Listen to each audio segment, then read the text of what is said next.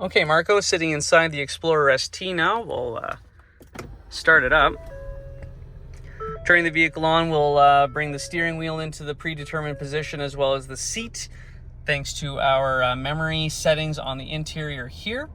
Of course, 3 settings, 1, 2, and 3. Controls the power, tilting, and telescoping steering wheel, as I mentioned, and your 10-way power seat. Now, with these seats, I'll quick show you what we're looking at here. I have power lumbar as well as a massage setting featured there in the center. That was a feature that was actually quite difficult to get on 22 vehicles and was absent on 2023 vehicles of the same trim level, just due to the commodity restrictions that we were facing. Continuing with the left side of the vehicle here, we have a Bang & Olufsen sound system that runs throughout. That's Ford's premium audio. I can power fold these side mirrors in here. Excuse me, and I can also set the mirrors to fold in when I lock the vehicle. A nice little feature there. I mentioned your automatic high beams. Those are featured on the left-hand side here, as well as a tailgate release. Flat bottom ST steering wheel, as well as the Ford Performance logos there on the door sills. Inside the vehicle here, I have my lane departure setting there that ties into our Ford Co-Pilot 360. Additionally, part of the Ford Co-Pilot 360 will be the automatic high beams for this vehicle, as well as our backup camera. Featured right there. Ties in with our 360 camera that I mentioned in the previous video. And the last features that are part of the Ford Co-Pilot 360 would be your blind spot information, featured there in your side mirrors, as well as your pre and post collision assist with automatic emergency braking. The additions to this package would be your adaptive cruise control button here and your lane centering.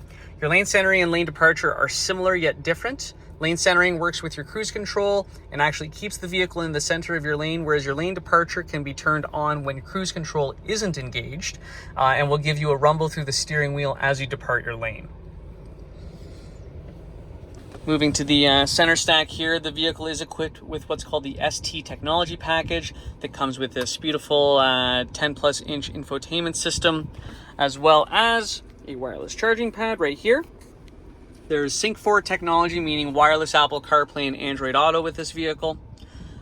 Climate control buttons are all hard buttons here, so I have ventilated seats turned on. You have a heated steering wheel as well as heated seats, and the same goes for your passenger.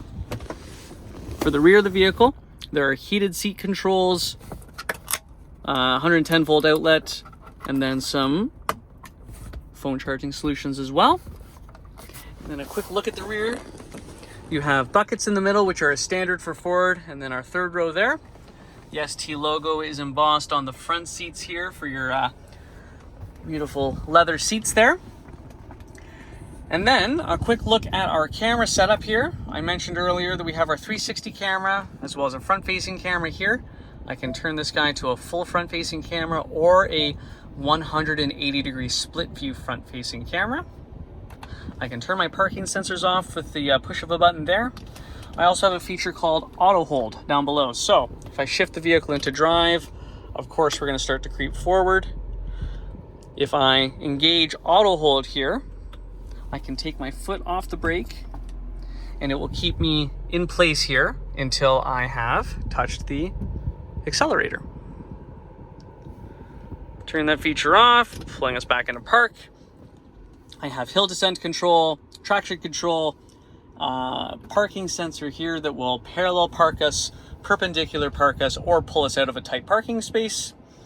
And last but not least, I have my drive modes. So if I twist this knob on the right here, it changes my display in front. I have a normal mode, eco mode, sport mode, a tow haul mode, a slippery mode, trail, and deep snow and sand. Deep snow and sand will turn off your traction control and work with your advanced four-wheel drive, give you a little bit more pep there to get out of some poor traction situations.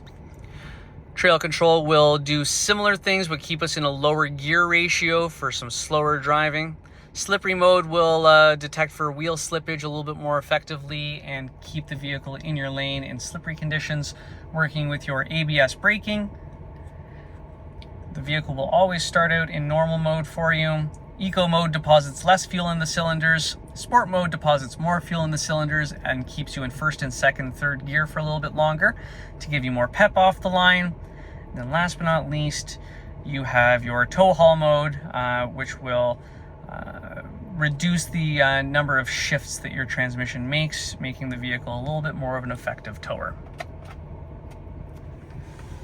I do have some storage to take a look at down here, last but not least, with a 12-volt outlet